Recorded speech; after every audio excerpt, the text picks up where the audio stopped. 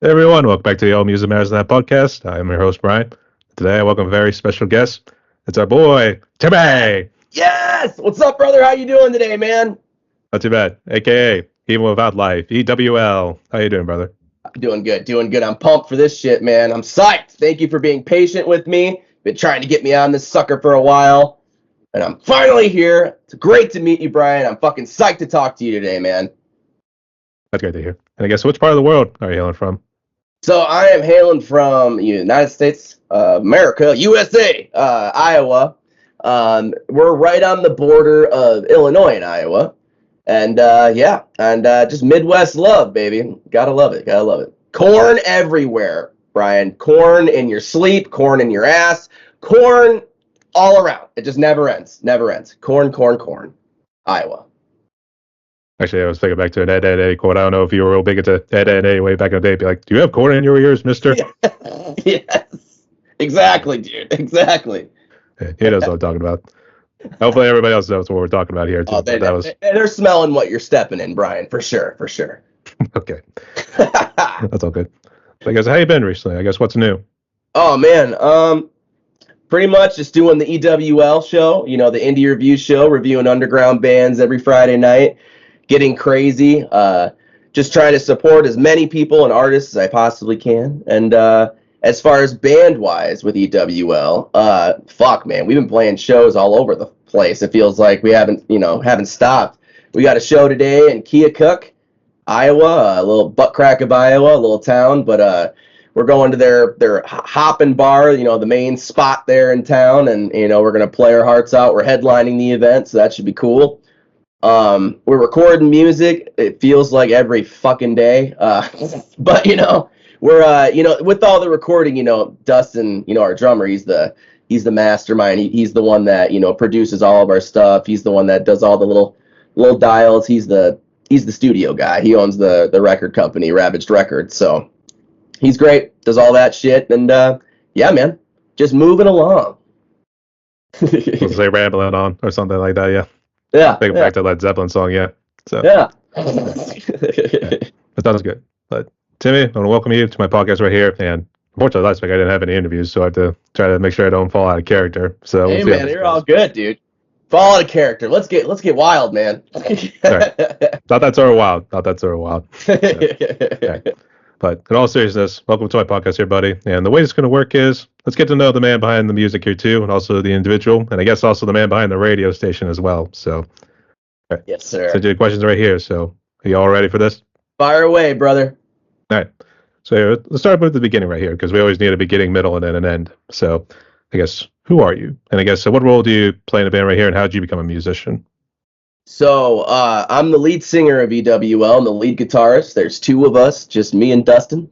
Started with 5 dudes, and we're down to 2. But we'll get into that in a second. So I'm lead singer. I write most of the songs, compose the music. Dustin does a lot with the composing. I kind of started out when I first listened to, it's up on my wall back there. It was the first record I ever listened to is Rush, Fly By Night. I listened to that album and I immediately fell in love with the weirdness of rock and roll. You had Pantera, you had, great 80s heavy metal rock bands, Van Halen, Zeppelin, you had all the great ones, but, Zeppelin's another one, fucking amazing, because they're unique, because you can have, if you look at, I'm going to say it, Boston, Journey, Bon Jovi, those bands, when you play them all together, they mix, and it's like, who the fuck is singing what? And it's like chick bands. But you go to Zeppelin or you go to fucking Rush, and it is going to be a unique concert every time, because how can it not? It's the weirdness of rock and roll. So that's how I fell in love with it. And I said, man, this is awesome. So then fast forward, let's fast forward, let's say 8 years, and then I'm a chubby little fuck. I'm a little gumball. I was maybe 5 foot tall, and I was 285. So I was like, oh my gosh, you little butterball, let me squeeze your cheek type kid, So I'm not gonna get chicks. What the fuck, I was a funny kid, of course, and I had issues fitting in, bullied a lot, all that, whatever, But and then I figured I found a guitar, in our basement. It was my mom's guitar when she played in the military years ago. And I said, Mom, can I play this guitar? I want to learn. Yeah, go ahead. Fucking rusty ass strings, really old Yamaha guitar, maybe not even worth $5. And then I start just fucking around on it. And then I didn't have the attention span, to just pay attention to things. So learning out of a book or learning off of the internet wasn't a thing, so I didn't have that, but learning out of a book and, learning the chord progressions and things like that on paper, it was like trying to decipher the Matrix. I said, fuck that. What am I going to do is I'm going to listen to Tom Petty and the Heartbreakers. They got some cool acoustic tunes. I'm going to listen to that. First song I learned on guitar is Free Fallin'. Super easy, right? But I didn't learn the progressions out of a book. I learned everything by ear. So everything I play on the guitar, especially those covers and things like that, is all by ear. So it'll be a little bit different on my part, but you know exactly what I'm singing. So, and then I ran with it. I was a fat kid with a guitar. I did not get chicks, Brian. It did not help, but I learned something along the way. Made some great music, wrote a lot of songs, and made a lot of friends, through it all. So yeah, it's been working out great, and I just now I'm in EWL. I'm a punk through and through. Love punk music, and yeah, that's where I'm at. I was saying, I think chicks are digging the drummer and the bass player these days. Oh yeah, they are, dude. They for sure are. They're gonna close that there. Yeah, they bass guitarists. That's a whole thing on their own, man. That's for sure. No, they are very good with their fingers. They could do something else. That's right. So tickle. Yeah, that's for sure. And actually, your mother, I guess, what did she do in the military? Did she do any service, combat, or anything? Yes. But she started as an electrician, and then she went to a certain place, and she got a lot of experience doing a different job. And then when she got back to the States, they wanted her to be a drill sergeant. So she became a female drill sergeant she did it for about 4 or 5 years. And then, she got out of the rotation, and then she got pregnant with my brother, and then so she's like, all right, I think the Army's done, and then she got out and had my brother, and then, and then the rest is history. We went on, so it was, but out of everybody in the family, it was my grandfather who served, my mom, and then me. And that's it. We were the only ones psychotic enough to volunteer to join something, that insane. And, my grandfather, he's like, man, I didn't fucking wait for the draft. Fuck that. I'm going in, baby. That's my grandfather. He's like, I love America. I'm fighting for this shit. And he jumped both feet into Vietnam. He didn't give a shit. He went for it. There was no draft for him. He signed up. Where do I sign the dotted line? How many times do I got to sign? I'm there. And he had a very, very decorative, war history. He got a lot of medals, great soldier, good guy. And he's not fucked up in the head either. He was able to make it through, as far as mentally with all the things he saw. So that's amazing. Everybody experiences things different overseas for sure. My experiences overseas were probably definitely different than the next person's. Not everyone goes to the same place, but yeah. Hey, first off, thank you guys so much for your service right there. It does. Of course, brother. So, actually, my grandfather had served too, and he was actually World War II, and then he was more in artillery. He was actually in a tank division during World War II. Yes. So, we go and fucking them up, Nazis up in North Africa and Italy. So yeah. Yes, dude. But he also did a little bit in Korea, but he was more in I want to say the back lines, more where the artillery was, but he was a captain around that time. So. Oh, okay. He's important. Very important. I wish he was still around these days. I would have liked to have got some stories, because I actually did take a World War II class during high school. Yeah, that would have been kind of cool to have that chat, wouldn't it? Oh, yeah. Actually, the funny thing was, my teacher was also a former Army Ranger. Oh, shit. So, it was like, you don't want to fuck with this guy here, but then it was... That's a strict class. But, he was an awesome dude. I really good. He was an awesome dude, but it was just one of those things like, don't fuck with him. Right, yeah. Let's just keep it here. So let's just keep everything cool. Yep. Yeah. I don't need to have any broken bones or anything here, Timmy. So, okay. But in all seriousness, thank you again for your service right there. But I guess, what'd you do? So I was a combat medic, and then I was EOD. So I defused bombs and helped people that got blown up by them. Yep, that's bomb squad, man. Yep. I was the one going the bomb suit, or use the bomb bot. I never use the bomb bot because it's a very, very expensive piece of equipment, and it horrified me if it actually got blown up because, So, the bomb suit was fine. Diffused, and as a medic, I would just we were with 10th Mountain, so it was more or less they were after certain people, and I was just the medic to help patch them up if anything went wrong. And then, then I was attached to a chemical unit as a medic, and that was interesting, pretty chill unit. Did that for a while, but overall in the military career, it was like right around, I believe, 8 years is when I got out. That was the term. That wasn't the term. I did it an extra 2 years like an idiot, but yeah. I know. It's all good. It's all good.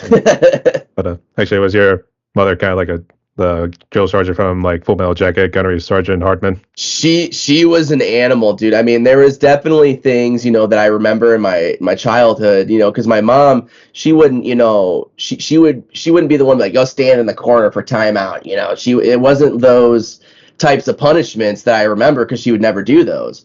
She knew hitting, smacking me and my brother wouldn't work, because we fucking smacked each other all day long. We were used to it, So, what did she do? She would have us do certain things like, there's a 35-pound rock out in the backyard, and she would stand out, and set up a chair and say, go grab me that rock. And it'd be 98 degrees out, 100 degrees out. Go grab me that rock and bring it to me. And then I'd be like, okay. And I go grab it, and I, carry it over to her, and I drop it. And she's like, I don't like it there. Can you put it over there? Okay, and I pick it up and do the same thing, and then that proceeded to go on for an hour, 2 hours, however long she felt she wanted to do it, and she would always say, do it till I feel tired. That's when she would punish us, because, and then when you do that shit for an hour in 100-degree weather, you're feeling it, man. You're sweating your ass. Remember, I was a gumball, Brian, so I was feeling it, and But she would never, like literally have us like die of like dehydration or something like that. But she would do it enough to, wake you up as a kid. Like, I'm the fucking adult, and you will listen to me, or you're gonna be really fucking sore, and you're gonna be really strong. Up to you, So, and I learned quick. Take the fucking garbage out. Yeah. Actually, do you remember the show Ren and Stimpy? Yes. There was actually a little bit they did where they actually joined like the military, and then Ren was getting ready to he's like, now I just need 8 hours of uninterrupted sleep. And then not even 5 seconds, it does the traditional bullhorn sort of noise. No sleep, no bed. And the whole thing, and grabs the axe and be like, just chops it all up. So yeah, I do remember. That's funny. You got some interesting references there, man. I like it. I'm just picturing that's probably what it was like in the beginning right there, but then slowly came with experience afterwards. Oh yeah, man, you don't get any sleep. They're required to give you 7 hours of sleep. You don't get fucking 7 hours sleep because it doesn't say anywhere in the regulations that it has to be 7 hours of continuous sleep. You just have to have 7 hours of sleep over a 24-hour period. Yeah, thank you, Uncle Sam. Yeah. But that's my regards on to her for all the. For sure, man. And I guess is your grandfather still around, or? Yep, he's still around, man. Still kicking ass and taking names. Yep. Okay. Just a little slower. Same thing there. My regards and thanks for the service he does too, and you as well. So. Thanks, for sure. All right. Well, let's get into the music here. There's no, I guess, EWL. So I guess how did it all start, and I guess where'd you get the name? Even Without Life. So so EWL we go by just because it's easier to say. It doesn't take forever. But Even Without Life is pretty much I created that name with an ex-bandmate. I was pretty much we both we lost certain people at the time, and he lost family. I lost a couple brothers in the service. So it was a time that we were both really kind of trauma bonded a little bit, and we came up with this name, and we were like, man, we're moving on, right? I mean, we have to move on every day. You know, if you lose something, something bad happens, you have to move on from it because that's just life, man. You have to overcome, perceive, adapt, you know, all the fucking wonderful terms to use. And, you know, even without life, you know, it moves on. You move on. You know, so even without, you know, the ones that we lost, we have to move on and we have to remember them. You know, never forget them, but you have to move on. Yeah, so that's where the name kind of came from, and just kind of ran with it. I was going that far, huh? I had no idea. Yeah. It's pretty deep, isn't it? Sorry. No, it was. I guess, how many brothers did you have, actually? Because I thought it was just you and, I guess, an older brother. Just me, my older brother, and my sister. Yeah. Okay. Yeah, and that, you know, but no, brothers, I meant like as my friends in the service, like brothers in arms. Yeah, that's what I meant. Yeah. So yeah, just friends in the service that, you know, just couldn't hack it coming back to civilian life, and they decided to end it a little early. So, you know, that's where that kind of came from, and yeah, and then we kept the EWL. I'm a huge fan of Motley Crue, so those two dots that you see, the little colon, you know, that's kind of a tribute to Motley Crue and EWL. So I kept the two dots because I fucking love it. Yeah. Okay. Actually, I guess, how many bands were you part of? Any bands, like, I guess, before joining the service, or did you just start forming bands like after service? So yeah, it was, I had, you know, when I was in like high school and stuff like that, of course you have your little punk bands, you know, and your whatever little rock bands that I did. I was in a few of them, and then, you know, I joined the Army. I didn't really have time for music. You know, I wrote music, trust me, you know, lyrics, everything like that, you know, singing songs in my head and stuff. But it wasn't until, you know, after the service where I started really picking up, you know, punk music, and I'm like, let's start a band, and let's get serious. And that's, you know, I had the time, and, you know, because it was after that, you know, that term, it was pretty much just I had the freedom. You know, I finally was able to be like, yes, I could do what I want, and there's no backlash, and I can, you know, I don't have to be fucking professional like 100% of the time. I can just be me, and you know what? I gave my fucking life for this country, so you know what? Fuck it. I'm gonna be me, and if you don't like it, I'm sorry. I'm not gonna shit all over you, and I'm not gonna tell you to fuck off, but I will tell you to respectfully fuck off.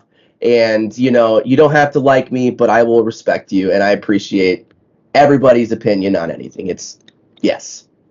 But I'm a very, very, very strong-minded individual. I'm a nightmare to deal with, Brian. No, I'm just kidding. But no, you know, I'm definitely interesting, you know, and that's why we only have two people now, you know, starting with five. You know, the first song that EWL wrote was a very political song. And the other bandmates were like, I'm not playing that shit on stage, dude. We're not doing that. You know, and it's like, that's when I started to notice, like, oh shit, like, politics will divide people really fast.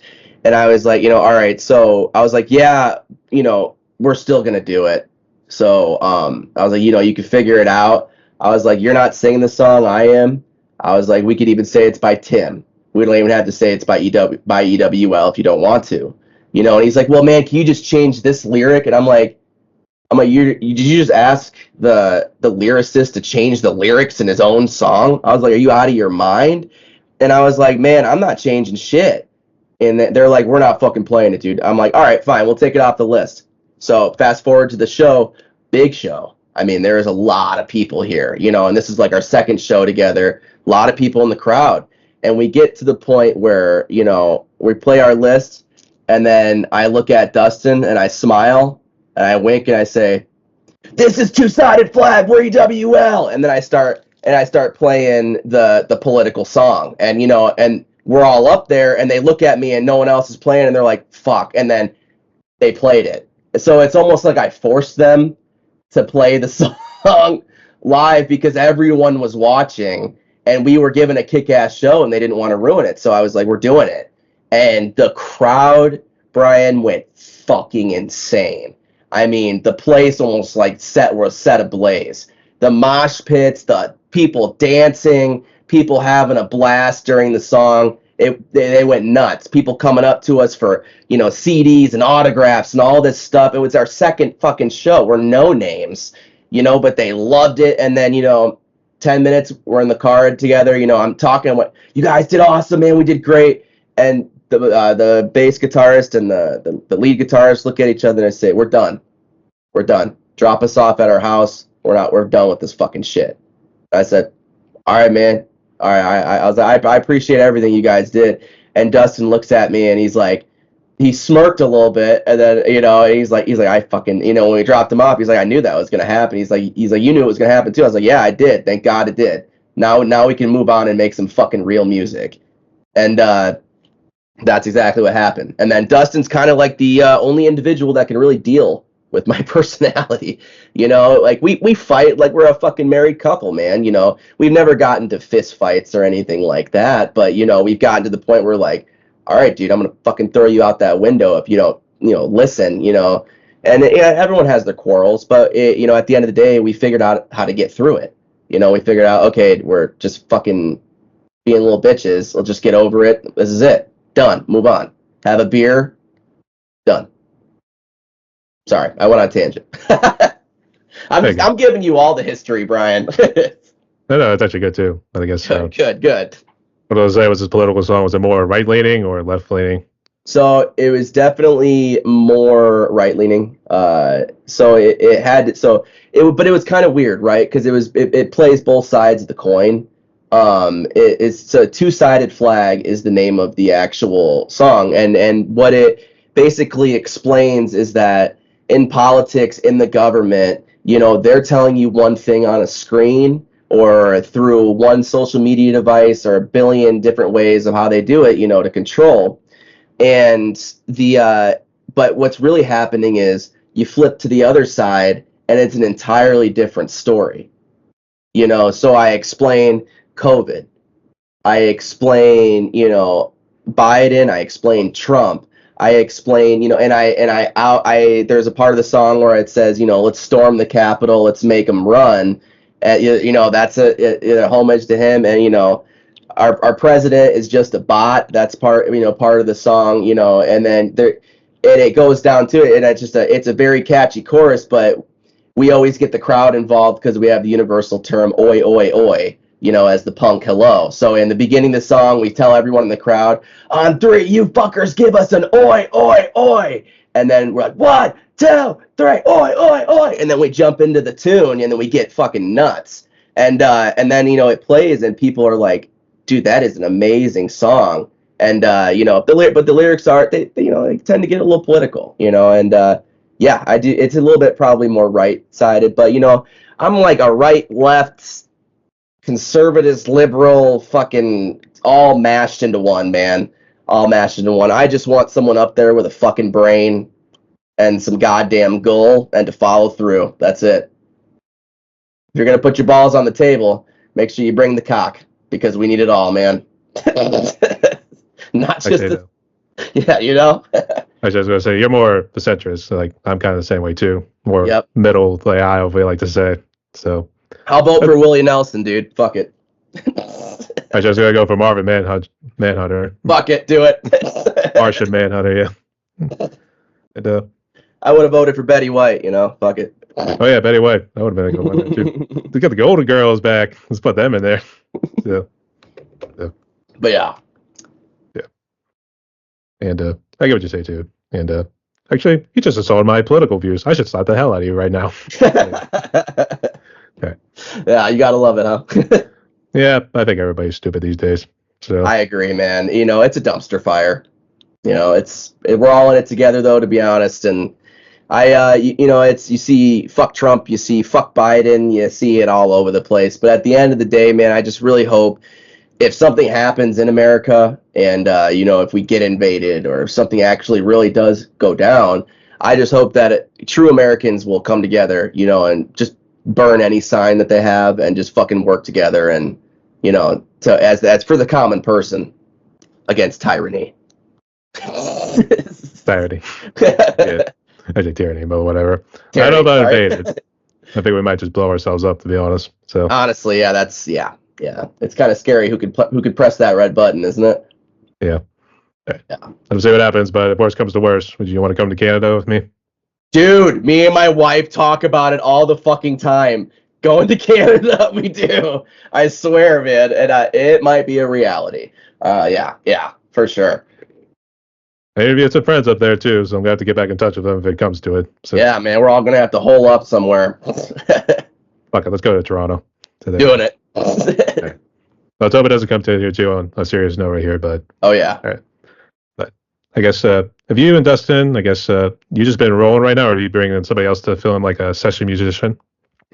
No, it's both of us. So on all the songs we have we got a lot of singles out there, and then we have 2 full albums, and then we have an EP, and then we're working on a 20-song album right now, all originals. So what we do kinda is I'll play guitar, I'll play bass guitar, sing. Dustin will play drums, he'll play bass, he'll play guitar. So we fill it in ourselves. Because we just, and then I am a one-take Jake, right? And what that pretty much means is I'm not going to record this fucking shit 15 times over. I'm not Freddie Mercury. I'm not Axl Rose. I'm a fucking, underground, punk. So I'm not going to record it 20 times. You get two of them tops. So, and a lot of these bands, they're used to recording that same guitar solo 10 times over to perfect it. No. For me, you get 2 times. That's what you get, and let's fuck around. And that's why it gets in. That's why what sets us apart from the others is, a band in the studio for 5 hours, they're gonna get 2 songs in. But you give EWL 5 hours in the studio, we'll give you 3 full fucking albums, and with all new songs and a different sound on each song. And that's what's gonna set us apart. Not to suck our own dick or anything, but yeah, that's what's gonna set us apart. Yeah. Actually, I was thinking back to the whole thing with when Dimebag Darrell actually had Kerry King come and do the solo for Goddamn Electric. And that was good. It was good. I think he came running in and he was like, "Don't do it again." I think it was literally the first try too, so that was the fun thing. Yeah, and, that's the thing, and to do it just one time through instead of 50 times, I feel like that's an edge. I feel like, if you're a fucking honest musician and you've been playing for a while, you shouldn't have to do it 20 times over, man. You should be able to get one time, get your jitters out, figure it out, and the second time you finalized it, and that's it. And then the producer, Dustin, he does the rest of the magic. He puts all the sounds and everything where it needs to go, and he turns it into a masterpiece every time. It's crazy, but he does it, and he's got his degree in it. He went to college for music production and things like that. So he's got a very, very, ethical background and, a lot of education with it. So, it's, I don't know, maybe it just comes easy for him, but, yeah. So that's just us two, and we fill in all that, and we just, go for it. That's pretty cool. Actually, I always felt like you had to at least like study the song maybe a few times. Maybe you do like the night before, like maybe do that 20 times. Be like, okay, that's the food forward. Okay, we'll do that. We'll do that right there. Yeah. And connect the dots, so to speak. Yeah. And it's weird because when we practice, we don't have the lyrics in front of us. We don't have music in front of us. Me and Dustin, I just say, "Hey, we're doing this," and then I play the riff, and then Dustin's like, he waits just about 10 seconds, and then he comes in, with a completely different, drum beat each time, and then I just start singing. And we'll just record it, and later on we're like, wait, what was that? Oh shit, dude, let's turn that into a song. We know how to play that, and then we just go for it. And for me, I'll yell out the most randomest lyrics ever. But sometimes it's gold and sometimes it's shit. And then thankfully I have Dustin, who's an honest guy, and he tells me, man, that's not good. We're not doing that. That's not gonna sound good. He's like, redo it, put this here, put this there, and then let's do it, and that's what you need in a band. And you got to be able to take the criticism. If you're gonna go out there in front of a bunch of people, and you're gonna have to realize that not everyone's gonna like your music. People are gonna say that sounds like shit, and you got to just eat it up and just throw it out. That's it, and you say, all right, man, well, I appreciate you spending money on the ticket to come see me tonight, because that's going to go in my pocket, and hopefully I don't see you in the future. and that's it. You walk away, because with that one person, there's 10 people behind you that absolutely loved your set. And you could turn around to all that love and forget the fucking hate. I was like, wow, what a selfish punk. To the fence press. So, yeah. Avoid a bunch of cartoon references for this interview, so that's all good. It works. Yeah. Actually, I said that too when you were saying, like, thank you for your $1. Now, fuck you, buddy. It's like, it's like that Tool song, Hooker with a Penis. That's literally what it was. So, it was like, I was trying to remember the lyric the whole way there too. So I thought it was like, give me $1, fuck you, buddy, or something. Yeah. Yeah, it's somewhere along those lines. Yeah. If I'm the man, you're the man. Donald Trump's the man. Joe Biden's the man too, or something like that there too. But yep. Obviously, we're just a paraphrase at this point here too, but that's pretty much the situation we're in right now. Yep, it really is. It is.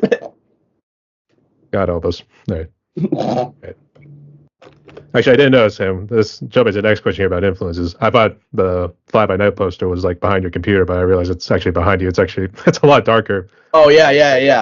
Yep. Up there on the top there with Reefer Madness, and then above the Reefer Madness poster, you got a signed Red Hot Chili Peppers album, Sex, Drugs, and Sugar. Was it Sugar, Sex, and Rock and Roll, or Sex, Drugs, and Rock and Roll? One of the two. Their album. And then of course I got my lovely Misfits. I like the Misfits, Brian. It's my favorite band. Well, my favorite punk band is the Misfits, at least.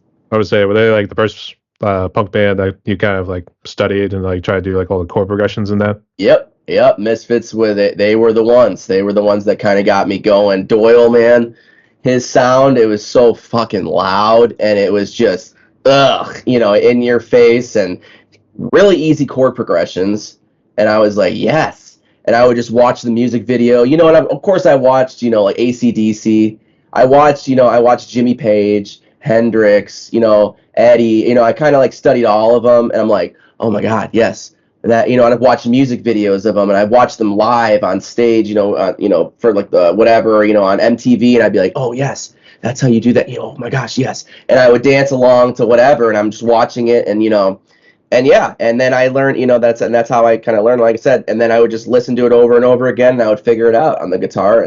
But yeah, Misfits, 100%. And then you got Blink-182, another fantastic, that you started getting pop punk, and then Black Flag was life-changing for me. Black Flag, it really opened my eyes that, one, you don't, it's going to sound mean, but you don't really need to sound great singing to be in a good punk band. These guys, they were so angry, and they just came on the stage, and they're just loud in your in your face. This is our message, and you're gonna fucking hear it. If you're drinking, if you're on the phone, well, we're gonna interrupt you because we're fucking Black Flag. And that attitude, I was like, oh my gosh, that's amazing. And then he grabbed the mic, and just everything was aggressive. Every movement was aggressive, and it was overwhelming, and it was a feeling of almost terror, anxiety, excitement, all in one. Especially when you're standing in the front, behind you is just a pit of hell, and people are just throwing each other around. And yeah, I just loved it, man. I love that shit. And Black Flag opened my eyes to like I said, the anger, and then No Effects and Bad Religion, and all these bands started coming, into my ears, and it was it. And it took off.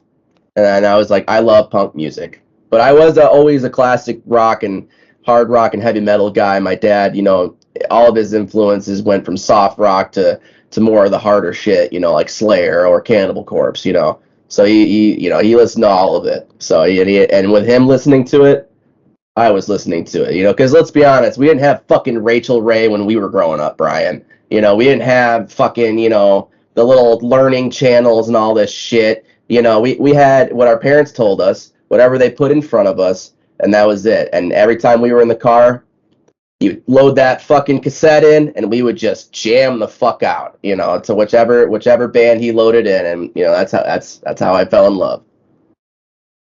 I'd like to know what your reaction was when you first heard Chris Barnes on Tomb of the Mutilated, when the Hammer Smash Face just came right on. Oh my God. What went through my head was, I wish I had long ass hair so I could whip it around and break my neck to this song. That's pretty much where I was at with that. Great band. You know, nasty, very, very nasty and gnarly. Dude should be jailed for bad behavior. Or I guess for metaphorical necrophilia. That's necrophilia. I shoot blood out of the eye of my cock. You know, there's a lot of different Cannibal Corpse songs. It was about shooting blood out of your cock. That was Corpse Grind Fisher when he would sing that song live the one time. Oh my god. I don't know how many he does. It might just be those two from that album nowadays, because I think they have like 20 albums now. That and, you know, probably like health issues and shit like that, man. You know, I feel like playing in Cannibal Corpse, like on the road, like on tour, is just insane. I feel, you know, I would just feel like every show they do is just so much energy. Same thing with Slayer, and even you can even look at Metallica. Metallica's all over the goddamn place right now. You know, but these fuckers are doing it. You could love it or you could hate it. You could say it's mainstream, but you know what? They never changed up. Their music is the same as it was in the fucking, you know, 90s, 80s. Same fucking music, and it's the same, you know, singer, and it just sounds so fucking good. Bass guitarist is different, but, you know, Lars Ulrich, fucking James Hetfield, you know, same dudes, same sound, and they never listened to the media and changed up and tried to appease people. They've always been Metallica, and I love that shit, and they're still doing it, man. That's like a role model, you know. I actually did have a friend that was like following like Metallica wherever they were going, and it was actually a drummer friend of mine up in Canada there. He was real big into Metallica, so yeah, he was like going all different shows. He ended up in Mexico City at one point. Oh wow, hell yeah, dude, that'd be fun. He was going everywhere, like 17 times. I think like I could only do once. I mean, I'd like to see it just once, then I saw it, and I got it filmed and everything. That's actually what I did, because Green Day came, and they actually came with Green Day, another great band. Rancid, Smashing Pumpkins, and I don't know if this band was local or whether it has been part, but the Linda Lindas. Yes! Dude, that is a fucking lineup, dude. I know every one of those bands, including the Linda Lindas, dude. Oh, damn it, dude. That was probably an amazing show. It was longer than I thought, but unfortunately, I bet. It was during Labor Day weekend, but the problem was you had to get up to work to go for a half day the next day. Oh, so, no. Yeah, rough. Actually, went with a family member of mine, and we decided to leave right as they had the last song with Good Riddance, Time of Your Life. So, yeah. Great tune. Yeah. They were all good. I would say that, but from where we were at, it was a little further away, so you had to really like zoom in with the camera. So I mean, I had to make it work with what we had. So for sure. Okay. So I know you mentioned about COVID earlier too, but so let's just go ahead and jump right into that. So I guess how bad was COVID for you, family, and then I guess how was music wise? Because I didn't know if this came like before or after COVID. Yeah, so it started right before COVID when we kind of formed the band. I work in the medical field. And what I kind of do is I work with cancer patients, so oncology, urology, and orthopedics, and then that's kind of where I used to work a lot in emergency medicine, but that's where I work now.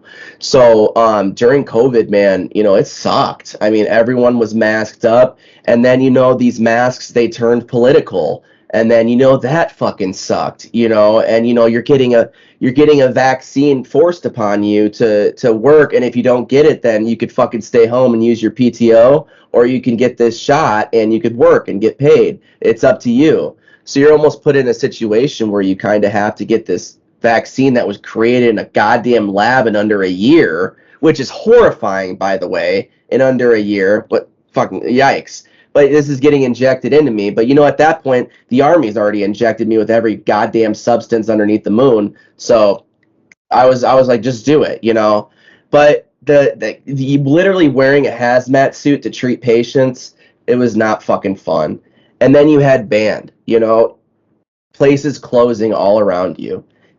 These bars that we loved, these local venues that were just absolutely incredible to play at, are closing down because of COVID. They can't stay open. You can't bring in more than 10 people for a show. It ruined everything, and instead of bands stepping up to the plate and saying, all right, fuck you, I'll just do this shit in my backyard and we'll have fun this way on my property, but they didn't. they laid down, and everyone just followed what the CDC said, and everything else, and that's how it worked. So it really affected, I feel, the independent scene and the music scene as a whole, because when you have gems like that close down, and you almost lose a piece of history because of how long it's been there, and just you might have played your first show there, and now it's gone forever. CBGB's is a prime example of that. That place it had every fucking big name punk band went through it, everyone, and then they closed down. And it's gone forever. Location's still there, but it's a different store. You can go there and reminisce, but it'll never be CBGB's again. So that's but yeah, I feel like it really affected it as a whole. CBGB's. Yep. Killer venue place, dude. Killer. I mean, hey, everyone's got some sort of strange name for every place there too, but hey, no judge. That's all good. Actually, how far are you from Des Moines? And I guess how bad was COVID impacted like some of the other areas that you're close by to that I guess you've toured or let alone visited? Yeah. So Des Moines, it was that was like pretty much same affected as here out in Iowa City and stuff, same type of stuff. Quad Cities was where we were living at the time, which is like it's on the border, again, really right on the border of Iowa and Illinois. It's just a bridge disconnecting them, that's it. And so yeah, that city, it was like it shut down. I mean, you go to Chicago for a show, there's no one walking around. It was the weirdest fucking shit. It was, everyone's inside, and then, it's just so quiet, and you're like, what the fuck? I'm in a city, and this shit it was like being in Silent Hill. I mean, you're like, this is creepy, but yeah, it affected every cities, and then suddenly people are dropping like flies. So now when you have, a lot of people are, dying and getting really, really sick, and, and the media ate that shit up. They ate it right up, and they put it out to everybody to cause the fear and to scare everybody, and it worked. I mean, yeah, it worked. TikTok and all that fucking bullshit, it worked. So, and they're still doing it. But when you create that mass panic of fear, it like shut down cities, man. It was crazy. And but I just, that was the very, very big thing I remember, is just the quiet. It was so, not even cars were out. It was just quiet. So. Yeah. Actually, it was kind of the same way with 2020, because I actually went south to Georgia. We normally like to go a little south for Thanksgiving at times. And I do know what you mean. It was quiet at times. There were some people out and some cars like here and there, but it was just way less busy and just totally, yeah. Nobody's partying. That's the thing. Yep, exactly, dude. Nope, no one. Yeah, I know what you mean. Like I said, were you and your family okay? Did any of you guys get real sick with COVID? Oh yeah, we all got extremely sick, but we did get through it. We did have one family member that passed away on my wife's side, but yeah. But we, for the most part, we all pretty much made it through. Sorry to hear that there, mate. So yeah. It's very. She was very old, so it's very, very, I don't want to say expected, but we kind of had the feeling, especially when it happened. So yeah, right. But all seriousness, good to see you and the family are doing okay there. So yeah, good to have you along for the ride here, Timmy. Yeah, appreciate it, brother. Appreciate it. No worries. And actually, here's a couple of different questions here before we move on to like the gear and that stuff. But first of all, how did you meet Dustin? Was he a high school friend of yours, or did you meet him like after the service? I met him through when I started the band with this other dude. I met him through a ex-bandmate. They said, "Hey man, we got this dude. He could play guitar, and he's pretty good." And I was like, "Okay, man, bring him to the session. Bring him to the practice. Let's see what he can do." And so Dustin shows up, and he's we're playing, and he walks in, and he sits down right away, and he's just sitting there very quietly, and we're playing, we're just jamming out, and he's just sitting there. We haven't introduced ourselves or anything yet. I didn't even know his name was Dustin. And then I was like, and I look at him like, "Hey, dude," I do this. I'm like, "Dude, what are you doing?" And he looks behind him. He's like, he's like, what? Yeah. And he's like, "Oh, I'm just watching, man." He's like, I'm like, is that what you want to do? You want to watch? I was like, or do you want to fucking pick up that guitar and play something? And he's like, oh, yeah, man, yeah. And he picks up the guitar and I show him my, at the time, very simple, very, very simple, chord progression. And what does he do? He changes it completely, and he turns it into, it was like a classic rock song that we were playing. He turns it into a nasty punk song, and I'm like, oh my gosh, holy shit! And then I'm singing it, and then he just killed it. And then and then from then on we had him in there, and he played guitar, but then he went to bass, and then now he's a drummer, and we both sing. So that's what's unique about it too, is we harmonize as a duo, and he has the pop punk voice, he can hit the highs, and then my voice is more on the lower end, and I'm more of the angry punk, Fat Mike type sound, I would have said Doyle von Frankenstein, but he's just strictly a bass player, right? Yeah. So, actually, you get to say I play Jack too, so I'm almost like Doyle all the way. So, yeah. Dude, Doyle is just fucking. Oh. I tried his workout regimen and his diet regimen. It is awful. I don't recommend it for anybody. It is, no, God, vegan shit. No, he goes that far. Actually, I think he's married to that lead singer from Arch Enemy, right? Yep. Yes, he is. Yep. How could you not, man? It's fucking Doyle. Ah. I don't know. He just struck me like he was one of those guys, really laid back, that didn't really care about marriage or anything like that. So he struck me as that sort of type. But well, man, SLC Punk. They said it best. Or I don't know if you ever seen that movie, but Johnny makes a statement. He says, if my younger self could see me now, he'd kick the living shit out of me. Something like that. Yep. Okay. And actually, how'd you start the radio station? I guess you can also tie this in with like the gear that you use for it. Yeah. So we were at like 300 followers on our Facebook page, and I just we were going nowhere with that, and I kind of just felt, I was like, man, I'm gonna help someone. Maybe if I just help other artists, maybe we can get somewhere, and we can network, we can make friends, and we can get more followers and fans and all this stuff. So I had this fucking Dollar Tree microphone, and it was zip tied to a pole, and I put it in front of my webcam on my laptop, and I went for it. I played 10 bands that I fell in love with that no one knows about. These bands had one follower, maybe 70 to 100 followers. That's it. And completely underground. And then you see me on there, and I'm being myself. I'm cussing up the storm. I'm saying the most vulgar shit that probably should not be said live, but I'm doing it. And then, and that's what these bands are watching me listen to their music live, and they're seeing a live reaction, and they're like, this guy's fucking psychotic. This is great. And then not only are they doing that, but then you have these bands talking in that live chat, and they're saying, hey, man, great tune. Wow, I love this. So they're getting live feedback, and they're getting a live review from me. And that first show after that one, we skyrocketed. People were like, they loved watching, this jackass dance in front of the camera and have a great time. And then I started doing the interviews. And the interviews, I did that, and most of them are improv. I don't fucking write any questions down, because I feel like we just get off topic anyway, don't we? So I just say, I'm going to ask what's in my mind. And, sometimes I ask questions that people want to ask, but they have a reputation, and they don't want to ruin it. So I ask the questions that, no one wants to ask, but deep down they want to know the answer to it.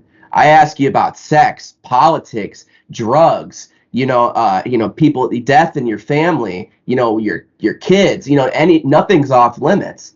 And I ask you all these questions, and it gets people wild. And, and then again, that took off, and I get to support bands and listen to music, man. It's so cool. I don't even listen to mainstream anymore.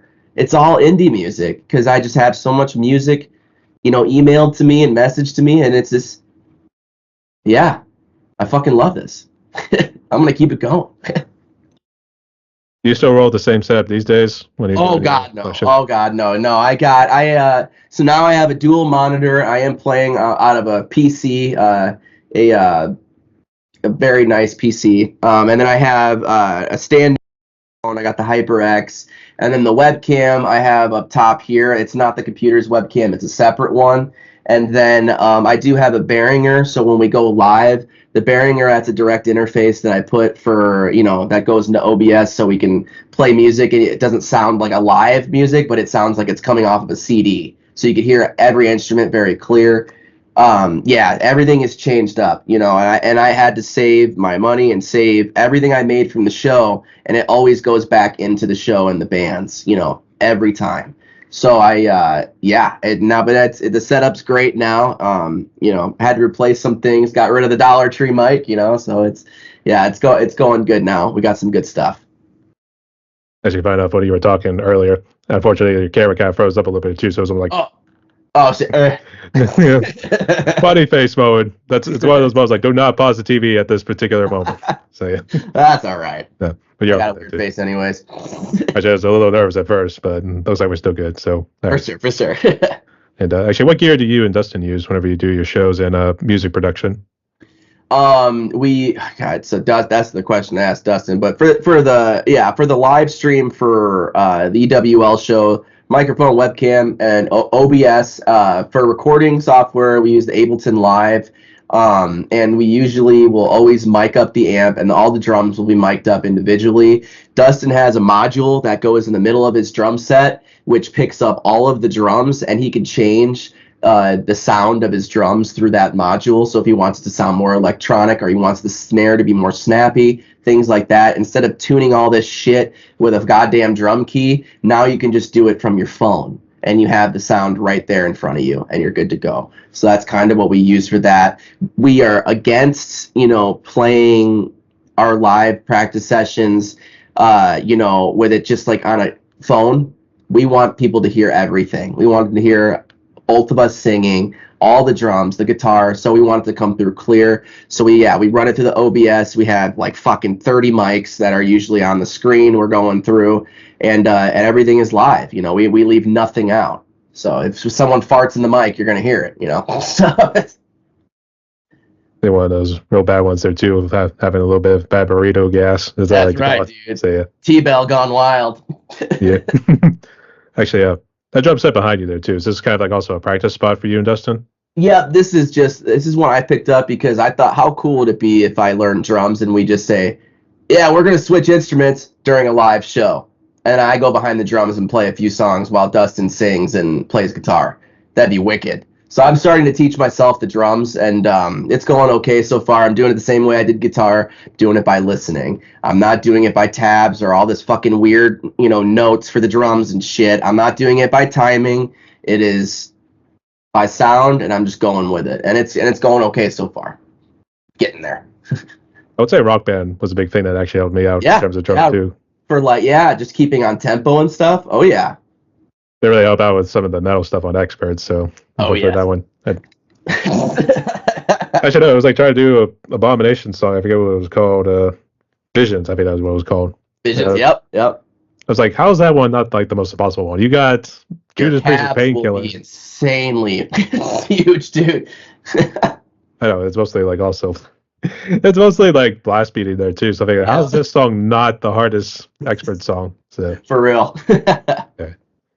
But to get on a serious note here, the reason I did reach out earlier, I know it was like a couple weeks ago already, but nonetheless, I saw on Facebook you had posted you had got some pretty bad, I guess, negative feedback or comments or whatever. So that's why I did reach out to kind of answer your question right there. But assuming you weren't going to ask that question, but and this one could actually tie into the challenges right here too. So I guess what was going on with those comments right there, and I guess what challenges do you face both at the radio station, I guess also music wise? So, what I found through doing all of this is as you get more people watching you, as you get more famous, you're going to have a lot of hate underneath all that love. When I started the EWL show, it was all love. It's been all love, for every show. So I started riding this high almost of love and positivity and just riding it up. And I forgot that, there's people out there that are really against this, and they hate me, and they don't know me, but they hate me, and they hate the show, and they hate what I'm doing. And I forgot that. But then, you know, suddenly I get these messages, and it's a consistent, you know, thing. I get messages every day, Brian, you know. That was just a few that, you know, I received. But, you know, Tim, you know, go kill yourself. You know, go kill yourself so I can't see your face on my feed anymore.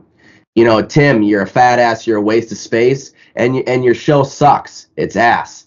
You know, Tim, you only play the same people over and over again. You know, these comments go all day.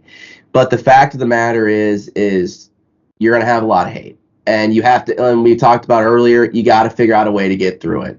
Overcome, adapt. And sometimes you just need to take a step back because your goddamn brain hurts and you're getting a migraine from all the goddamn drama. So you want a mental health break. Take a week off. Fuck it. You know? But those comments and drama, they really started, you know, I threw it out there because I was like, you know what? We're getting kind of big here. And I know this is happening to other people. You know, I know this is happening to other big name pages. And there's like a huge drama thing going on in the fucking community and shit. And I was like, I'll take the hit. I'm going to put my fucking business out there. And the initial message had the pictures of the people that said this shit. So I was going to put everybody on blast. But I was like, you know what? I'm Tim of EWL. I can't do that because I'm about positivity and love. And this isn't who I'm about. I'm not going to put them on blast, but I will put their comments out there so that they can see it and see that, you know, they caused some damage and, you know, yeah. And what did I do when that guy told me to go kill myself? Because it was a long message, you know, and it was pretty dark what he told me. He even told me how to kill myself. So it was pretty fucked up. And I sent back, I said, hey man, I apologize. You know, I haven't played your music just yet. You know, I was like, but is that really a reason, you know, to go tell me to kill myself? I was like, I get a lot of music and I don't think I just have come across your song just yet. I was like, I appreciate your patience and everything so far. And I'm really sorry that you got to this point, you know, where you feel that I should end myself. And I was like, man, God bless you. And I hope you have, you know, a great day. And, you know, I hope we could resolve this issue together and we can move on from it. And he blocked me immediately. And it was right after I said it because he read it. And then I think there's two things that happen. One, he was just like, fuck this little bitch. Or two, he was like, oh my God, I'm a real piece of shit. And I just probably caused a massive issue. And like, I'm fucking in the wrong. And he blocked really fast. So I couldn't, you know, screenshots or anything like that. And that's okay. You know, and that's how you have to respond to this fucking bullshit, man. You don't give them the goddamn satisfaction, you know, of getting upset and that shit, and stay out of the drama because we're not in fucking high school anymore. We're adults. I'm a grown ass man, got a swinging dick between my legs. If you have an opinion, throw it at me. And if it's honest, it better be fucking honest, because if you're saying something, then you better believe in it. You know, don't say shit you don't believe in. And because once you start doing that, then you're going to go down a rabbit hole of lies, and it's going to really change your character. That or you end up like a politician. That's right, or a fucking politician. That's right, Brian. Yeah, that we end up at Twitter at some point right here too. So yeah, exactly. Yeah. But all seriousness, good to see you are doing well there, mate. So I figured it was one of those moments. I think he needs a hug. Oh yeah, it was a rough virtual hug. Virtual hug. There we go. Yeah, it was. I just took a little break, you know, just a week off. I mean, I did 40 shows in a row. I mean, that's 40 weeks nonstop of doing a show each week, you know. And I was timed to take a fucking break anyway. You know, I was just it was insane. Actually, instead, let's do virtual high five. There we go. Virtual high five. All right, sounds good. But in all seriousness, it's good to see you are doing well there, mate. So it's good to have you along here for the ride. Cheers, yeah. Okay. So I guess when you and Dustin are creating new music, for instance, here too, first of all, since you're doing like a 10 to like 20 song album right here, I'm assuming they're each going to be like the 2-minute sort of length that punk was usually known for. But I guess when you're creating a song, do you guys always start with the music first and then throw the lyrics in last, or have you sometimes done it vice versa? I write the lyrics first, and everything every EWL song you hear, even the more harder shit, all written on acoustic guitar. I play these songs at literally the slowest of the slowest speed on the acoustic guitar, and I'm singing, and I'm playing it out loud very slowly, but in my head it's going a million miles an hour, and I'm singing it in my head that fast punk speed, and then and then I say, hey Dustin, let's do this, and then Dustin's in Missouri now, so he's fucking far away from me, 4 hours. So what we do, he comes up with the drums, because I fucking can't play to a click track. I hate click tracks. Oh my gosh, dude, give me a seizure. But no, all right. So yeah, so he records the drums, the guitar, and the bass, all of it, and then he sends it to me. And I have these lyrics, I sing, and then I add my guitar, and then I send it back to him in individual parts. And then he does his magic and puts it together, and then boom, we come up with the song. And you could tell the difference between a Tim song, if it's composed by me, or if it's composed by Dustin. Because if it's composed by Dustin, it's going to be a lot more like metal-like, and it's going to be a lot more in depth. Most of my songs, 3 to 4 chords, bang them out, fucking fun. Dustin songs could have up to 10 different chords or different progressions in it, with 3 different solos and 4 different breakdowns. And he does it all within a 5-minute fucking tune. It's insane. So they take a new version of Green Day here pretty soon. Oh yeah, dude. Yeah, he's good. Actually, when you were saying the click track earlier too, I'm thinking like maybe you do that whole thing with like the Crocodile and Peter Pan. Be like, dude, that's literally I'm Hook. That's literally me, dude. I'm losing my mind when the click track comes on, or when that fucking little timer, dude. Ugh. And then so it's like, Smee! It's like, oh Jesus Christ, why did we bring a gun or something like that? Classic. Yeah, no, actually that was more the adult version sort of one. It was the Robin Williams one. Actually, no, I got through a little profanity in there, but nonetheless. Always. You always need some profanity. We're punks, remember? Yeah, 100%, dude. Yeah. And I know you mentioned about one of your songs earlier that was kind of political, the two-sided flag one right here too, but I guess what other inspiration do you get for your lyrics? So it comes from mental illness, war stories, just doing paramedic stories from working in Chicago. It comes from, it's just a lot of everything. Some of our songs are really fun. And I got a song about my fucking Crocs that I wear to work every day because I love them, so I wrote a song about them, and it's a nasty punk tune.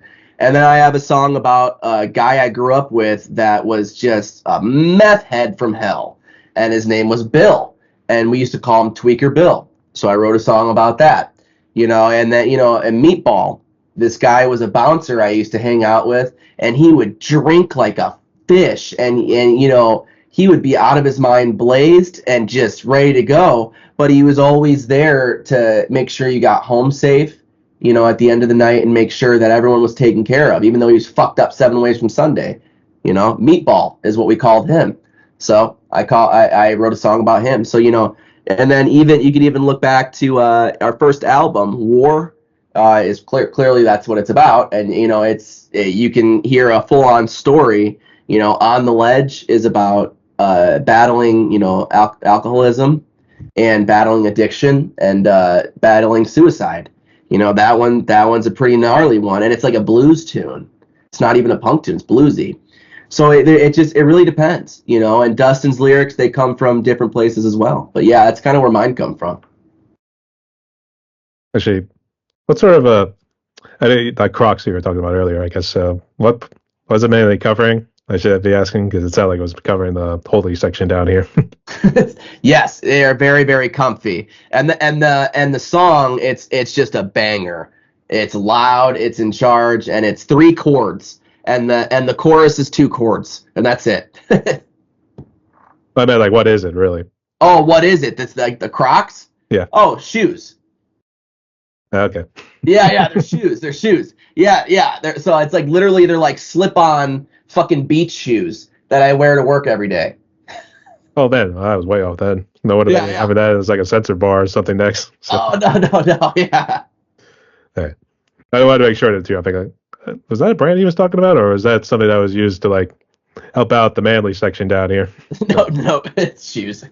Okay, all good though too. All good. Sorry about that. You're good. Okay, and actually jump into advice right here. I guess first of all, what social media are you on outside of Facebook? Because I think that's where most people are seeing you these days. Yeah, we're on every major media platform: TikTok, X, Instagram, Amazon, Apple Music, Spotify, SoundCloud. We're everywhere. Yeah, you can find us everywhere. Just remember to do the E:W:L, and you'll find us. And that's a very specific reason why I did that, because you couldn't find shit when you just typed EWL. It just popped up a million pages. But when you type E:W:L, oh, you'll find us right away.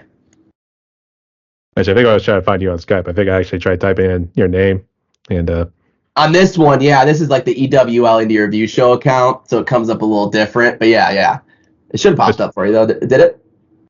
Something did pop up, but do you have a Okay. personal account? Because I should have thought, I should have done EWL. Sorry, that way, see if I would have done something, but I found Timothy and then W, I guess. I don't want to try to mispronounce your last name, so. Oh, you're good. So, all right. But that's all good there, too. And I guess going back earlier with the advice, I guess, what advice would you give to musicians on the social media, like band together, and like really, and even musicians in your neck of the woods here, too? Know the laws for slander, know the laws for copyright, and know the laws for like your freedom of speech. Because there's a very fine line with different things on social media, and remember that it's going out there forever.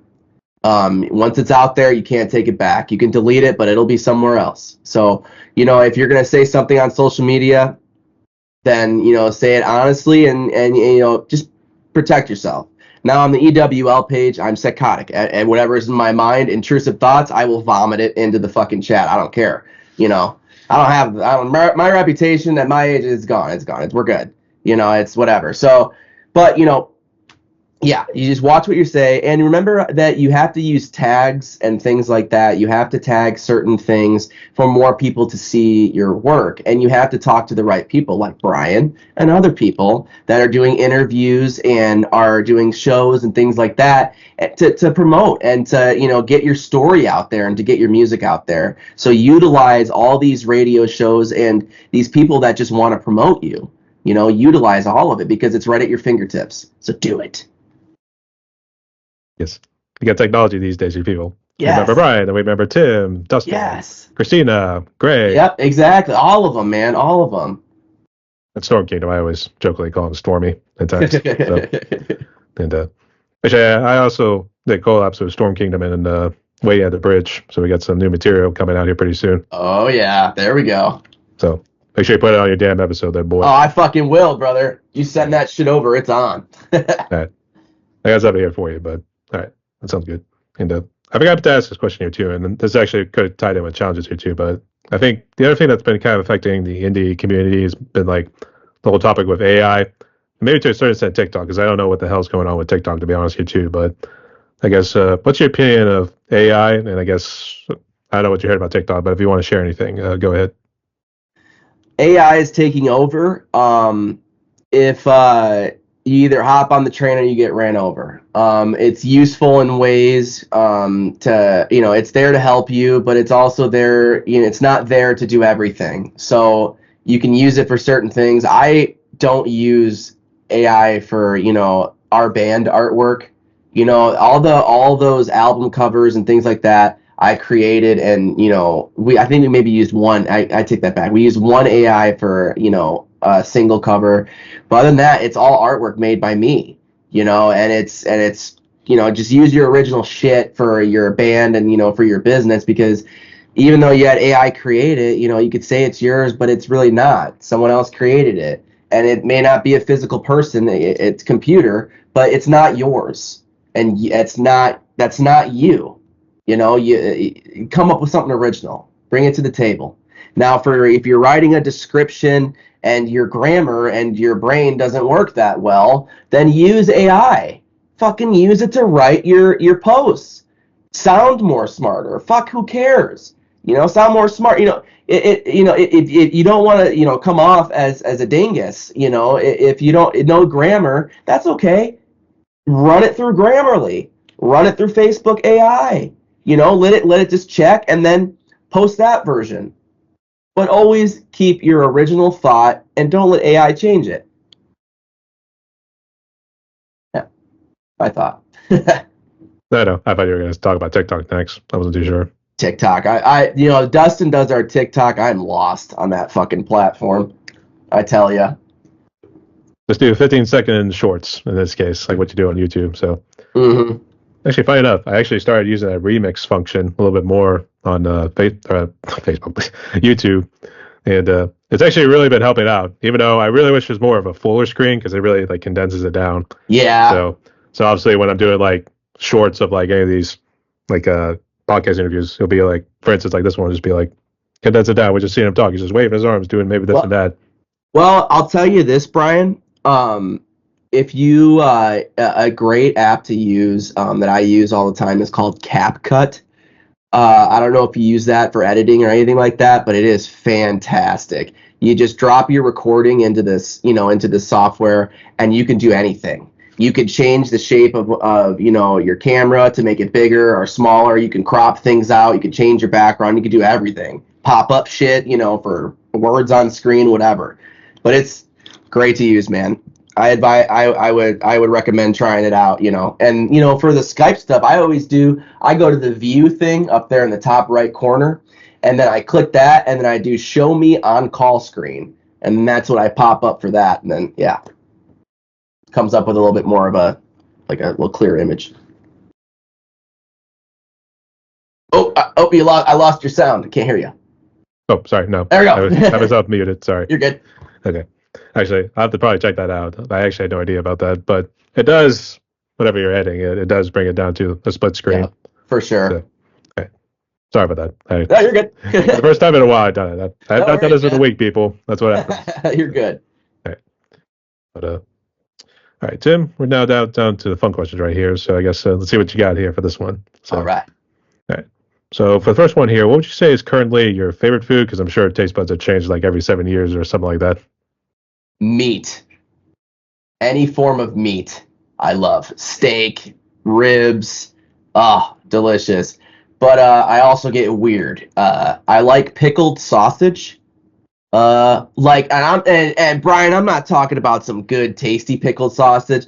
I'm talking about that nasty shit you see at the gas station that's expired. I want that. That's delicious. So that's taste buds are very interesting. They are. But I used to love hot sauce because being in the Army, you put hot sauce in everything, because it's gross and to make it taste better. So Tabasco sauce, loved it, but it destroyed my stomach. So I don't really do the hot sauce now anymore as I age, So beer and meat and cheese. Always need cheese with a cheeseburger. So always, man. Always. Actually, I was going to say, with the Tabasco and all the hot sauce, there's probably a nasty scene at the latrine later. Yep. So, it was on a fire. It's like fire coming out of my ass or something like that. Exactly, dude. Satan is screaming. Oh my gosh. Actually, I was going to say the bowels of hell or something. It was just come right out. They'll be questioning you later. Be like, I have absolutely no idea, sir. Hell just came right out of my asshole or something like that. So, all right. But good choices nonetheless, you two. Actually, I was getting ready to be like, can you be more specific here? So, all right. That's all good though too. I do like usually red meats too, and actually, funny enough, I don't know how accurate this is too, but I did see a post. It was actually talking about if you ate steak like 7 days a week, and I don't think it's like full steak. It could be even like when you put in like a steak wrap, for instance. Yeah, it's almost like it would make you more aware. And it'd probably help you lose weight. So yeah, dude, getting back to your primal instincts, man. Predatorial instincts. Yes, you're a predator. I was gonna say maybe more like a T-Rex sort of instinct or something. That works too. That works too. Man, we got these short arms right here. Yes. It goes back to that commercial. Shit, I forget what that commercial was. It was this guy with the short hands. It might have been like a Burger King commercial where his hands weren't big enough to like hold a Whopper or something. Oh yeah, yep. All right, great choices. You can say we love going on random tangents here. Oh yeah, always go on days. Right. For the next one right here, I like to split it up here too because I think there's movies and there's TV shows these days too, especially because of streaming and everything. But I guess, Oh yeah. what is currently your favorite movie? And if you have a TV show, TV series, or whatever, go ahead. Favorite movie is Scarface, with original one with Al Pacino, old school. I love that movie from fucking front to end. It's fantastic. Love it. Show Hell on Wheels. That one was a fantastic one, and that one I like rewatched over and over and over again. You know, those two, and you know, I love it. Those two are probably my faves. So go back to, did they do like a remaster of the Scarface or something? Or No, dude, they never did. They never did. I mean, they did like a cartoon version and stuff like that, but they never remade it. You know, and I'll take you know Scarface over you know Goodfellas, Casino, Godfather, any of those movies. I'll take Scarface over that any day of the week. That's debatable, but oh yeah, it's debatable for a lot of people. It is. It is. I mean, definitely personal preference. I mean, go with the Godfather here too. How are you supposed to be having a severed horse's head in the guy's bed? I mean, I know, dude. You can't beat it. So yeah, but there's good choices there too. And Al Pacino, kicking ass even at his old age. So yeah. Oh, he is. Yeah. And the next one right here, I don't know how much you drink in terms of alcohol, but I guess so. What's your favorite alcoholic drink and non-alcoholic drink? I love Bullet bourbon. Bullet is you know, it's pretty much tastes like whiskey, but it's a bourbon. And it goes down smoother than hell. And I drink picklebacks. So picklebacks are pretty much you take a shot of whiskey and then you chase it with a shot of pickle juice. Deletes all the whiskey taste and all you taste is pickle juice, so you can get the shittiest whiskey possible. As long as you take that fucking shot of pickle juice afterwards, it's gonna taste great. And then Coors Banquet. That's my beer choice. And then for non-alcoholic, I drink a lot of coffee, and I drink a lot of Red Bull and water. That's about it. No pop for me. Oh, they actually say pop out there. I thought it was just in our neck of the woods. I thought it was cola or something. Yeah, we say like soda. Soda, Coke, yeah, those. Yeah. But my wife like beats me if I say soda, so I say pop. There's a whole Free Stooges thing. It's like, what's the matter with you? That's exactly right. Yeah. You have an hallucination there. Yeah. I was gonna say, what's with you with the pickle juice, man? You must have really liked it when they put it on your McDonald's sandwiches or something like that. Delicious. I tried it, on accident because I took a shot of tequila. And then I was like, oh, God, that was so gross. And I grabbed this other person's shot. I was fucked up. But I grabbed this other person's shot that was next to me, and I took a shot of it, and it was pickle juice. I'm like, oh. and then that's when I was like, is this a thing? And I tapped him on the shoulder. I was like, I just took your shot. I'm sorry. I'll pay for another one. And he's like, oh, don't worry. It was just pickle juice. And I was like, oh. And I'm like, and then he showed me this is a pickleback, and then he showed me the whiskey with the pickle juice, and I took it. It was great. It was Jameson whiskey. Good stuff. Be like, what's the big idea? Take out my shot of pickle juice right there. Yeah, he probably just roofied me or something. No worries. Oh God, that was a bad experience that night. So, yeah. I was a little sore, Brian, in the morning. Down there. Down yonder. Yeah. Go to the Great Barrier Reef afterwards. So. Okay. And my last of the fun questions right here. I guess what would you say is currently your favorite song? I guess out of all the songs you have, I guess also reviewed on your show there too, and from the indie world, and I guess you have one from the mainstream world. Go ahead. From the mainstream right now, I can't get enough of Hope from the Descendants. That's a fucking killer tune. Oh, that one, and I also am really digging. It's a very unpopular opinion, but Scream from Misfits' Famous Monsters album with Michael Graves on the vocals. Fucking love that shit. As a killer fucking tune. And for indie, man, I got three that I've been just ear jizz nonstop. Stroll by the No Forks, Boarding Flight by Spock, and Fine Time by fucking Fraz Band. So those three bands, dude, are just, they'll get stuck in your head, dude, and you can't do anything with, it just nonstop in your head. Can't get it out. Let's get ready to interview No Forks later today. Are you really? Oh, Yeah. dude, you're gonna love them.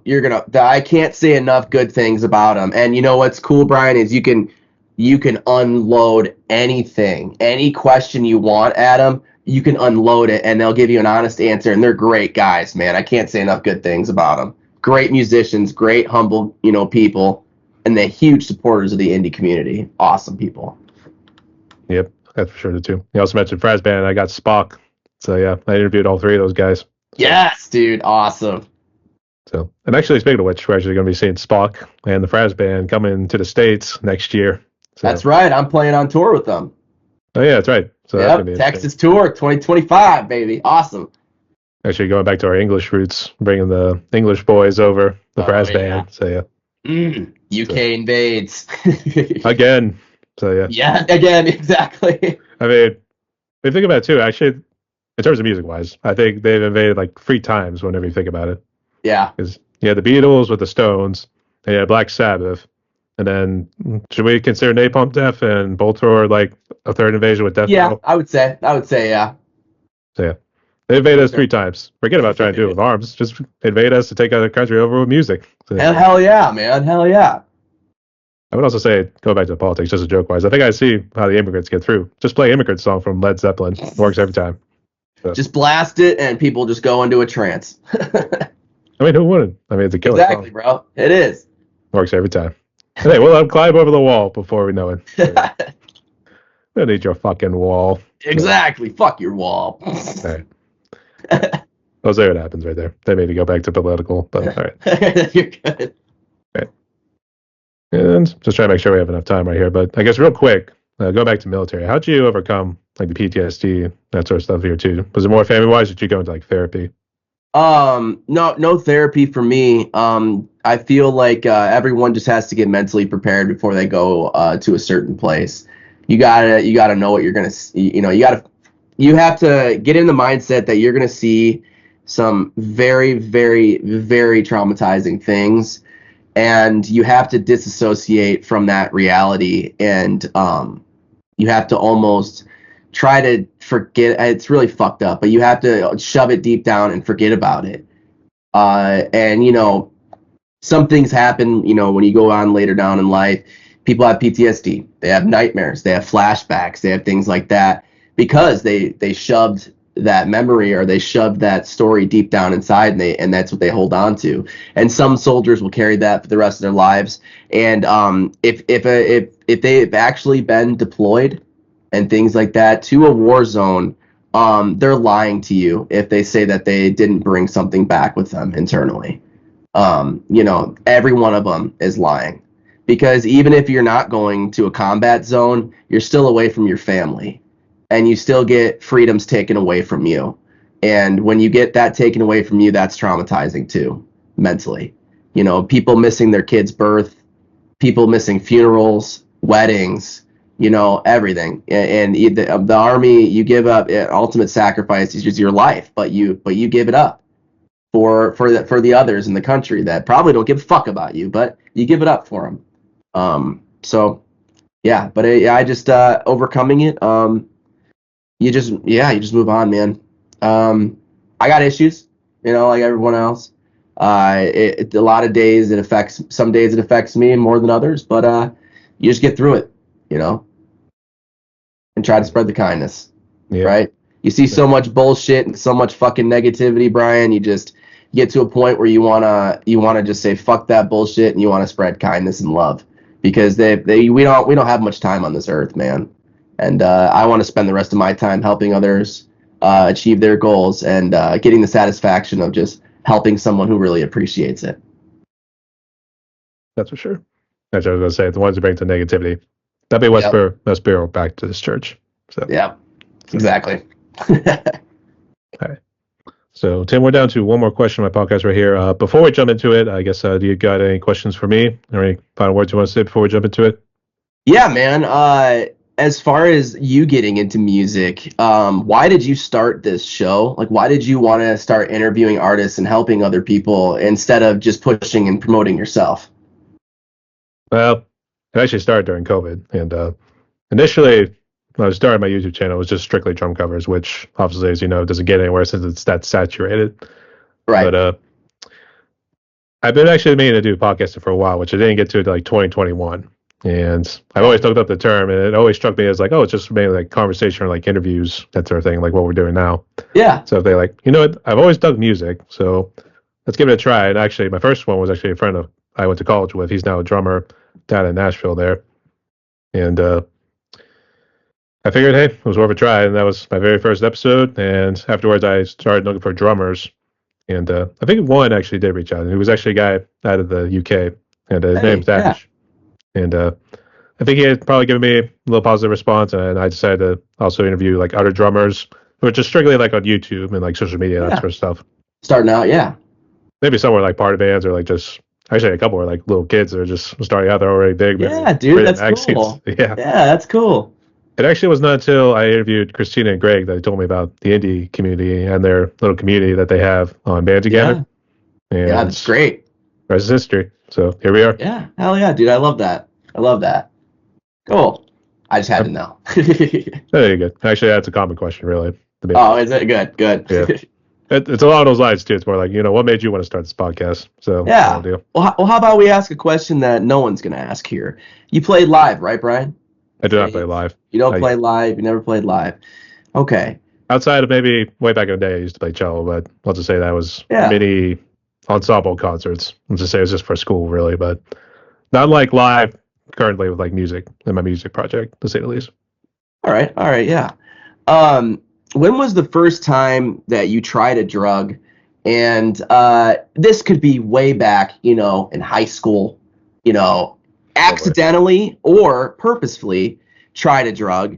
And the drug, alcohol is a drug, tobacco is a drug. There's lots of different drugs out there, Brian. So what drug did you try first, and what kind of experience was it? Let's see. I always normally kept myself pretty clean, actually, to be honest. Yeah. But I think I remember way back in high school, there was actually these little pouches. I think it was actually chewing tobacco. Yeah. And I tried that for a little bit. It just felt weird. I don't know how to. I don't really know how to explain it. It just felt weird, to be honest. Yeah.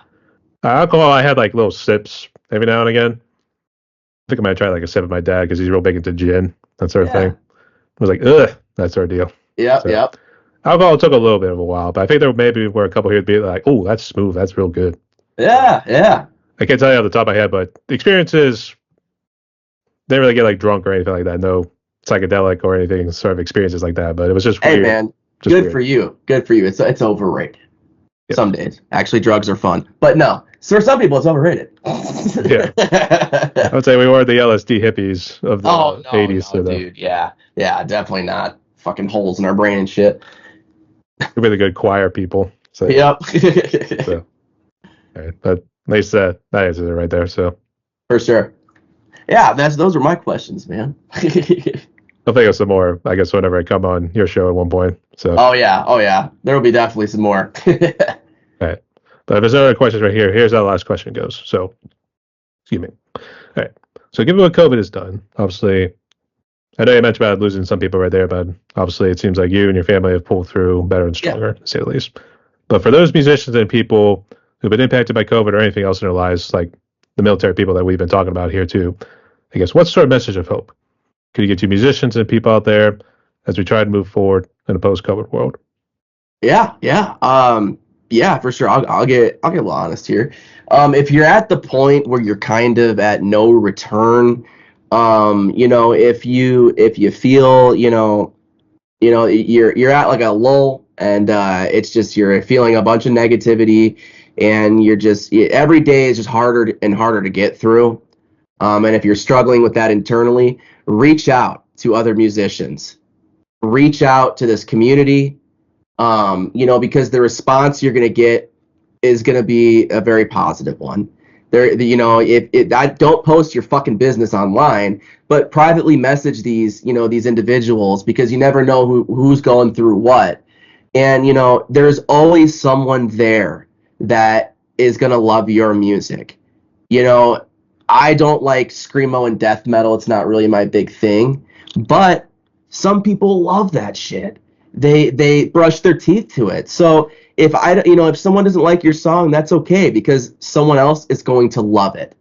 So always keep that hope and always keep the faith that, you can do this and you are talented, and don't let anyone tell you anything different because there's people making millions of dollars off of farting into a mic. So don't, fucking A. You are doing it. You're grinding. You're putting in the time, and don't let anyone stomp on your fucking work, because you are more than that.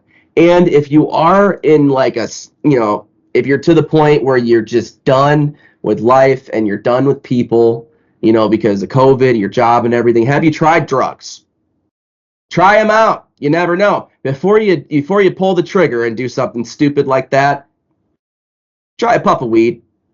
Try a line. Take some Lexapro. Try something. And there's always the helplines. There's always therapy and shit. Therapy helps a lot of people, but it doesn't help everybody. But fucking A, might as well try it out, right? It's there. Fuck it. And if you don't want to do it, then you got me. And you got your friends in this community, and I'll always be here to lift you up. So always have hope and always keep the faith. That's maybe not a line. Let's just keep it to the weed. So yes. I'd say at least the weed doesn't kill you. And so at least yeah. For sure. Nonetheless, spoke like a true prodigy. Yeah, honestly, dude. Fucking punk to punk. That's for sure. All right. So, Tim, we've reached the end of my podcast right here. We talked for a good hour and some 30 minutes right here. But I guess before we close out, got any final words? Any shouts you want to give to anybody? Oh, shit. OTAT 247, Box and Sticks, Underground Rock, Chris Dukester Podcast Family, Mama's Maiden Studio, Superposition, Metal Cross Radio. Gosh, I can go all day. Jeff Tucker's Radio, Front Row Radio on Tuesdays. Royal Savoy on Thursdays with his Metalhead radio station. And I can go all day with that, brother. But I want to say thank you so much for having me on here and letting me take up some of your time and chatting with you punk to punk and, giving, just it was a great conversation, man. You're onto something here with this show. And it's just the only way is up for you, brother. You're doing a great job. And I applaud you for the work that you do. Is up. The only way is up. So that's right, baby. I don't know at this point which way is up, to be honest, too. That's right. It's all right. We're going one direction. So hopefully it's the right one. That's for sure. All right.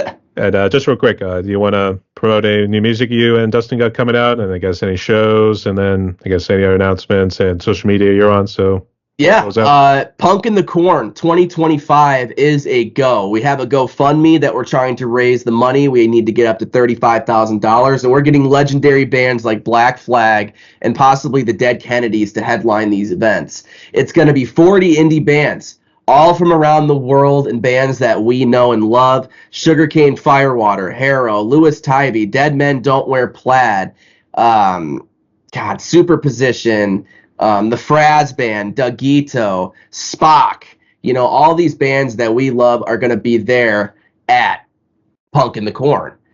Food trucks, radio stations, OTAT will have their own personal tent. Jeff Tucker, own personal tent, broadcasting live at this event in Iowa.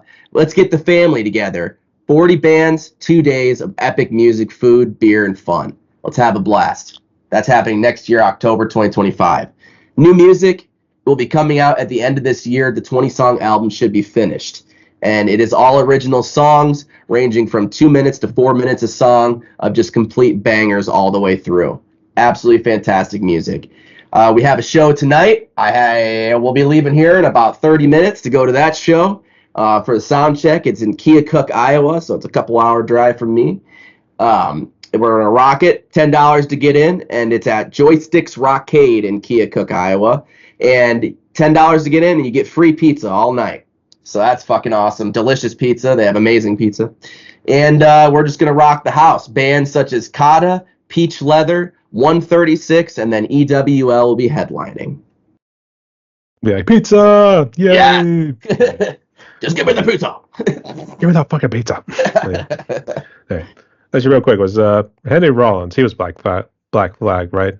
Yep. He's one of the singers, vocalist. I actually do remember he was actually in Sons of Anarchy. He was playing the one. Oh yeah. Yeah. So. Yeah, he's a nasty punk, dude. He's good. He's one nasty motherfucker. Fuck yeah. Yeah. But God bless him. I love you too. So, and God bless you too, mate. So. Hell yeah, dude. You too. All right. But we have to close out like this. And by the way, we have to stick to the script right here. But anyway, my guest today was Timmy, aka EWL, Even Without Life. So First off, Tim, thank you again so much again for your service. So pass it on to your family for all the service they've done too. So go support EWL. You got a show tonight and everything here too. We go support him on the socials. We got the EWL review show. He's giving all you guys a shout out and give you guys some airtime and everything too. So you should go support him on all the socials, stream platforms, wherever he may be. Hopefully in the right places. So yes. Okay. So Tim, God bless you, mate. And you stay safe out there because it is a crazy world. Rock on. Oh yeah, brother. And pose. Rock and roll, brother. Thank you so much. Keep on rocking in the free world there, Bryan.